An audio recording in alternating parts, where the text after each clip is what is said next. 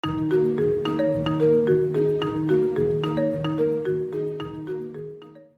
lanjutkan belajar tentang dasar pemrograman menggunakan C# pada video yang ke-22. Kita akan belajar tentang this dan static. Materinya masih tentang OOP, Object Oriented Programming. Kita ke VS Code-nya. Kita buka VS Code-nya, kemudian kita siapkan foldernya, yaitu V22 untuk video yang ke-22. Berikutnya, seperti biasa, kita akan siapkan project-nya.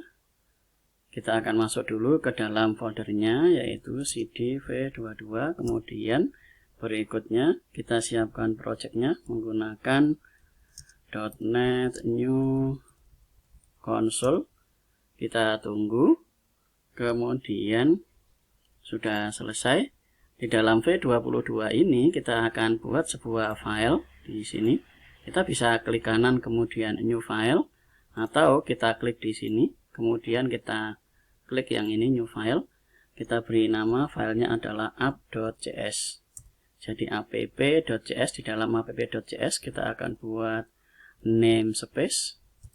Kita beri nama app seperti biasa. Namespace ini isinya nanti adalah kelas. Kita akan buat kelas. Kita akan beri nama kelasnya adalah rumus.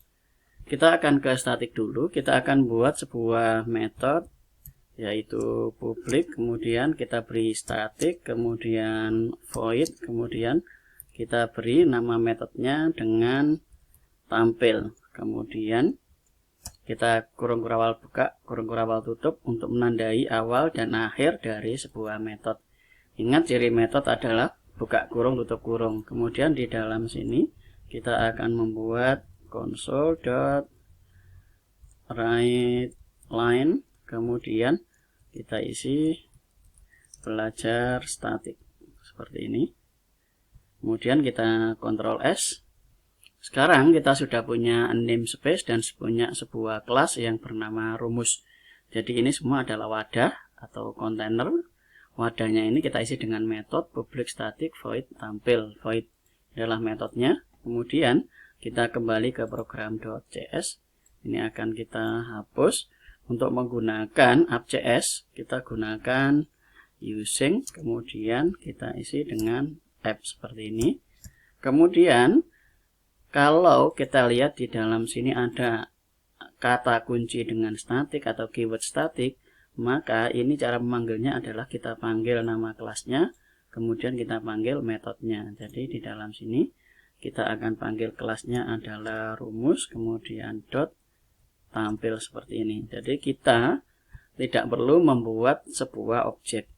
Jadi dengan menggunakan statik kita bisa memanggil langsung kelas kemudian nama dari metodenya tanpa harus membuat objek terlebih dahulu seperti di video sebelumnya. Kita akan coba jalankan. Kita ke tombol play ini, kita akan lihat hasilnya. Kita tunggu proses kompilasi jalan. Nah, ini belajar statik. Jadi dengan menggunakan keyword statik seperti dalam sini, kita bisa langsung memanggil kelasnya, kemudian memanggil metodenya. Jadi wadahnya dulu, baru kemudian isinya. Nah, itu penggunaan dari statik. Berikutnya kita akan buat sebuah fungsi lagi. Kita akan beri public, kemudian kita berikan int set seperti ini. Kemudian kita akan set sebuah nilai di dalam sini, kita isi dengan int hasil. Jadi kita tambahkan di dalam sini public int hasil, kemudian public integer hasil. Kemudian kita akan isikan hasil ini dari dalam sini. Jadi kita akan masukkan integer a.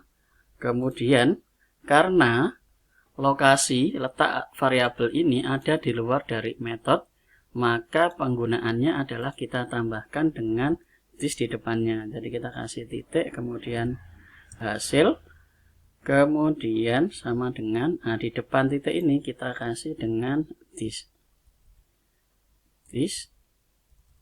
Kemudian hasil ini kita isi dengan a.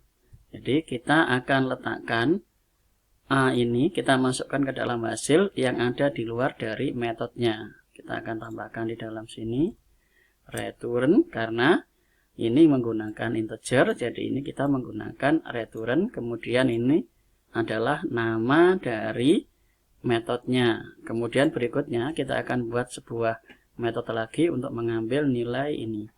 Kita akan buat lagi public, kemudian kita isi dengan void, kemudian ini kita isi get, kemudian kita akan lihat hasilnya.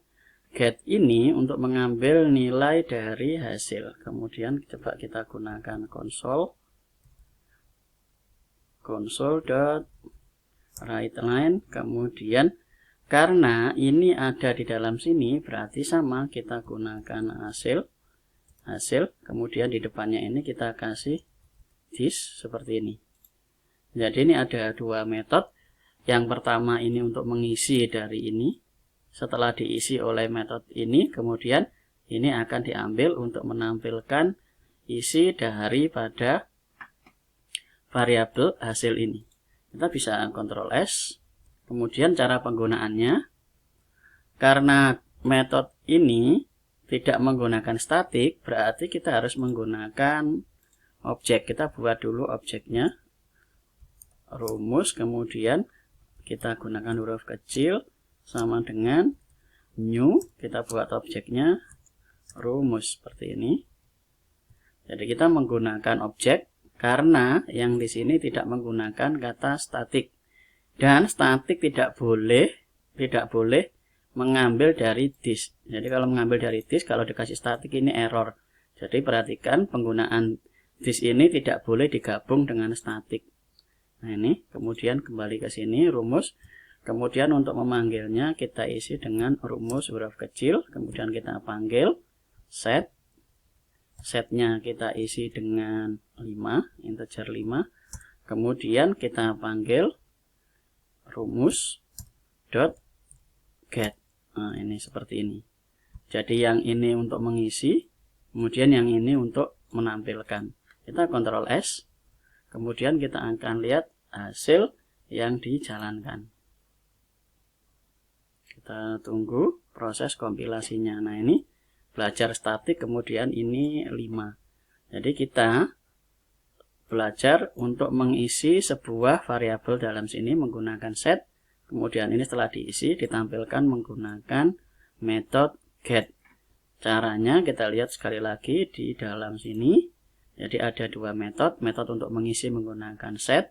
Kemudian hasil dari set ini masuk ini. Ini kan isinya, ini wadahnya, wadah ada di luar ini, maka kita tambahkan dengan this, kemudian titik, nama dari variabel ini. Kemudian sama untuk menampilkannya kita menggunakan get console.writeLine, karena hasil ada di luar dari metode ini, maka kita tambahkan kata this di depannya dari this, hasil, kemudian fungsi metode ini menampilkan menggunakan console.writeLine. Nah itu materi yang kita pelajari tentang this dan statik. Kita akan lihat tugas untuk materi ini adalah tugas video 22, jelaskan penggunaan this dan statik. Nah kita lihat this ini digunakan untuk mengisi atau mengambil variabel yang ada di luar dari metode, dan statik adalah membuat supaya metode itu bisa dipanggil tanpa membuat objek, jadi langsung kelas saja, kemudian nama dari metodenya, nama kelas titik nama metode. Nah itu penjelasan penggunaan dari this dan statik. Kemudian buat program menggunakan this dan statik, saya akan berikan contohnya. Di sini saya berikan contoh untuk membuat program menghitung luas lingkaran. Perhatikan di dalam sini ada publik double hasil, karena ini akan mendapatkan hasil dari perhitungan ini. Karena ini ada komanya, maka outputnya harus double karena mengandung koma. Ingat penggunaan dari variabel yang pakai koma. Kemudian double ini taruh double hasil. Kemudian get ini mengambilkan dari hasil. Sekali lagi itu penggunaannya. Jadi perhatikan untuk penggunaan double bukan integer karena output dari di sini ada komanya. Ini komanya 3,14, maka hasilnya adalah double. Walaupun ini integer, karena integer kali double, pasti hasilnya adalah double. Jadi ada koma, pasti hasilnya pakai koma. Berikutnya ini juga harus double, karena variabel ini fungsinya adalah sebagai wadah dari perkalian yang ada di dalam sini. Kalau hasil perkalian double, maka wadahnya juga harus double. Berikutnya, kita ke program.cs. Di dalam sini saya menggunakan rumus tampil ini tanpa membuat objek, karena di dalam sini menggunakan statik. Jadi ada statik, maka dalam sini tidak perlu menggunakan objek dulu, langsung kelasnya, kemudian nama metodenya. Berikutnya, saya membuat objek dari kelas rumus. Nama objeknya adalah rumus menggunakan huruf kecil, new rumus. Kemudian ini console write, masukkan jari-jari, kemudian simpan di dalam variabel R, seperti yang kita pelajari sebelumnya. Kemudian R ini dimasukkan ke dalam metode set.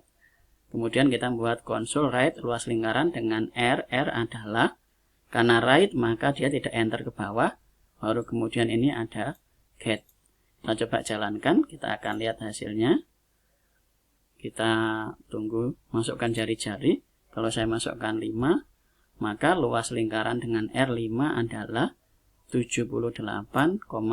Jadi ini kita masukkan, ini dari rumus lingkaran ini adalah ini menggunakan baris ini, dan get ini untuk baris yang 78,5. Nah, itu saja materinya. Jangan lupa untuk tugas yang di Google Docs-nya itu diisi. Yang ini diisi sesuai dengan penjelasan dan contoh program, dilengkapi dengan screenshot seperti ini. Jadi itu jangan lupa, supaya guru kalian tahu kalau kalian sudah mengerjakan tugas. Kemudian file-file yang ini silakan diupload ke GitHub masing-masing untuk dokumentasi dari belajar kalian. Itu saja materinya, kita akan lanjut ke video berikutnya. Terima kasih.